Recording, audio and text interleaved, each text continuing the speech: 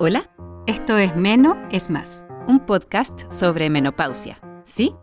Menopausia, la etapa de la que se habla poco, es un tabú y que se asocia a un final poco glamoroso. Creado por un grupo de amigas con el fin de compartir la experiencia de la menopausia, sus miedos y sus tabúes. No es un podcast de salud, es un espacio de conversación entre mujeres que estamos en esta etapa y otras que van en camino.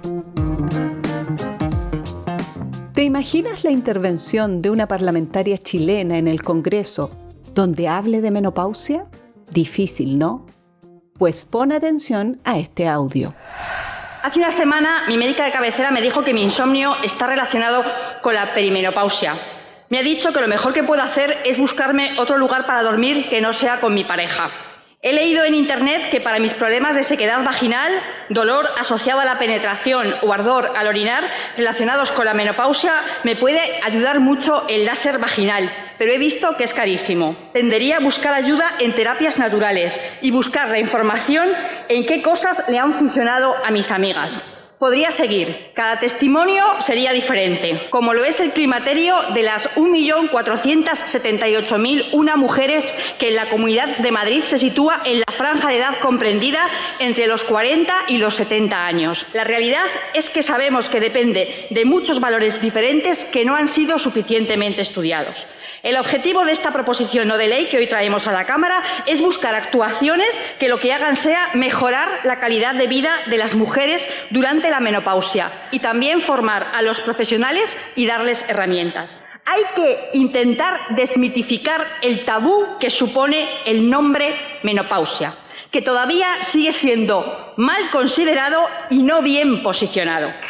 Y es verdad que nadie se muere de un sofoco, pero nos merecemos vivir con mejores condiciones. Alicia Torrija es diputada de Más Madrid y quisimos saber cómo se dio esta posibilidad. Un parlamento es complicado porque hay un cupo que cada partido tiene y muchos temas por los que decir. Entonces, yo, empecé a trabajar este tema desde lo político, pero a la vez había que buscar el hueco para que se entendiese que esto era muy importante de gestionar, ¿no? Uh-huh. Así que desde el principio me dijeron, sí, vamos a encontrar el hueco, tú vete trabajando. Entonces yo, por ejemplo, lo que dices, vi que en Reino Unido se habían hecho muchas cosas. Para mí fue un modelo en cuanto a legislación laboral, otras estancias que habían tenido también en ámbito parlamentario. No había pasado en otros países europeos. De hecho, a raíz de mi intervención con el tema de la menopausia, han contactado conmigo varias cadenas de televisión francesas para hacerme también alguna entrevista. De hecho, vino una reportera del canal Arte francés, que es una cadena muy prestigiosa, y me decía que le resultaba muy llamativo cómo en España se había posicionado muy bien este tema, cuando la idea que tienen los franceses es que España es un país más atrasado que Francia, más católico que Francia, que cómo podía yo explicarles eso, porque a ella le costaba un poco entender esa situación, ¿no? Y entonces, es verdad que ha habido un cúmulo de circunstancias un poco, yo creo que para que en España se haya colocado eso en el tema, ¿no? Y luego, como parte del proceso que yo quería hacer, más allá de reunirme con expertos, para mí era muy importante también hablar con mujeres. O sea, nosotros tenemos una especie de sectorial de mujeres, un chat en el que hay 200 mujeres. El partido en el que yo milito, que es Más Madrid, es un partido de ámbito solamente autonómico, ¿no? Solamente está la Comunidad de Madrid, no es solo la ciudad, la comunidad. Bueno, pues es un chat donde hay 200 mujeres.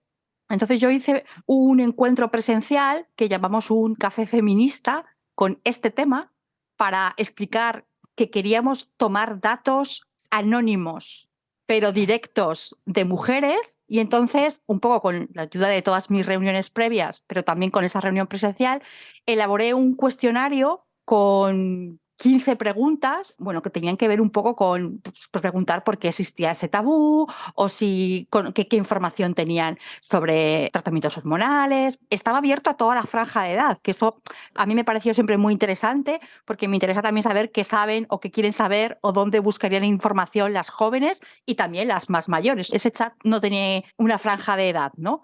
Uh-huh. Y ahí la verdad es que estuvo muy, muy bien, porque hubo muchísima respuesta. Yo creo que precisamente porque era anónimo, y a mí me sirvió muchísimo para recoger testimonios. De hecho, mi intervención parlamentaria, el día que yo hablé para exponer esto, mi intervención empieza con frases reales de gente que había escrito, de mujeres, que era la voz de mujeres que habían contado todo eso, porque la casuística es que es enorme, ¿no? Enorme. O sea, bueno, imagínate que la intervención pública tuya llegó a nosotras como un viral de redes sociales.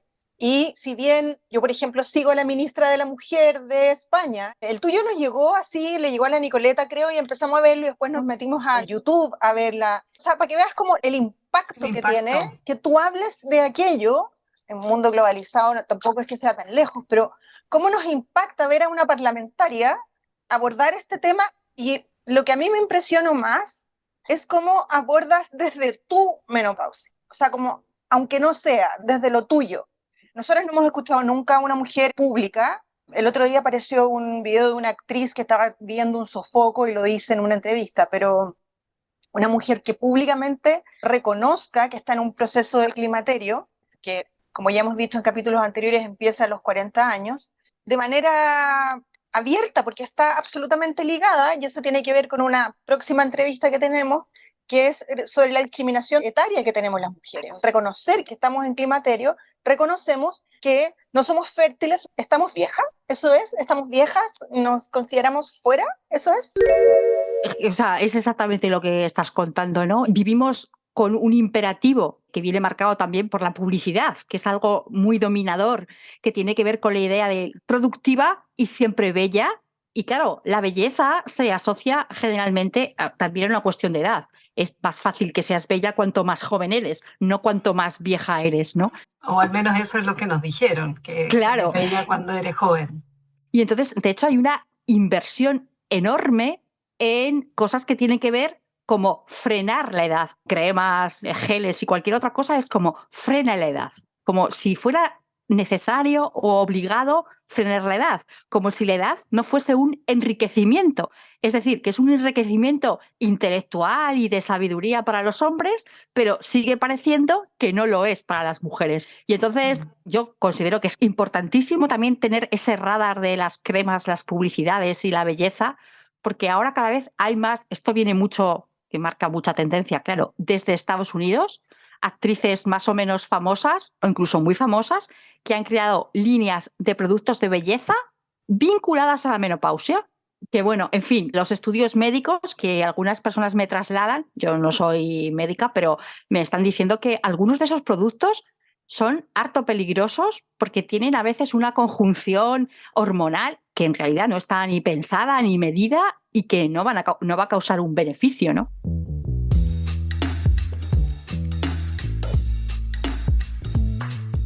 En algún momento comentaste de la cantidad de personas que entrevistaste, distintas profesionales que tuviste que ir a preguntar. Este es un tema multifuncional, multidimensional. Entonces eso además hace más difícil el acercamiento, porque incluso yo ayer justamente hablaba con mi marido y le decía que me daba mucha pena ver a personas mayores que yo que no tuvieron ninguna oportunidad de pasar una menopausia o una posmenopausia con un poco más de calidad de vida.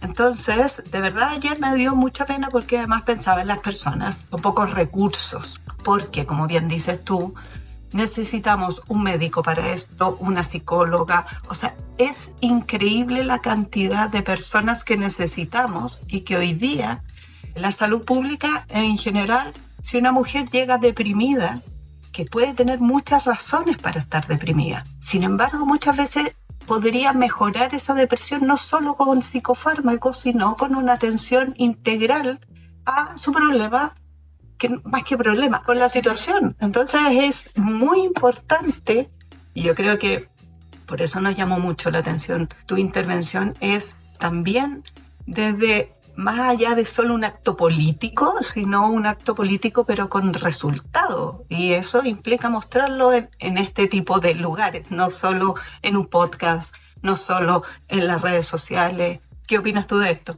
Que es muy importante visibilizarlo, que efectivamente esto, digamos, lo podíamos haber hecho en una comisión muy pequeña que tiene muy poco recorrido, pero que interesaba hacerlo en un pleno. que, bueno, a mí a raíz de esto me han sucedido muchas cosas, porque, bueno, no sé si sabéis finalmente que la propuesta que hicimos no salió aprobada. A mí hay muchas mujeres de los partidos que votaron que no, que me han hablado por redes sociales, por un pasillo en la propia asamblea, para decirme: Alicia, creo que mi partido se ha equivocado, esto es un tema del que hay que hablar. Es que es imprescindible porque hay que crear esa conciencia. Y es un poco lo que tú has dicho. Hay muchas mujeres que ya han perdido su oportunidad para tener una mejor calidad de vida por los años que ya han cumplido, pero es obligatorio, es que creo que se lo debemos, o sea, a nosotras mismas y a todas las que vienen detrás, que eso no vuelva a pasar. Y la única manera de que eso llegue a todos los sitios, al centro de salud, al hospital, a las unidades de mujer, al ámbito municipal, al ámbito estatal, la única manera de hacer eso, en mi opinión, es desde lo político. A mí me han criticado mucho.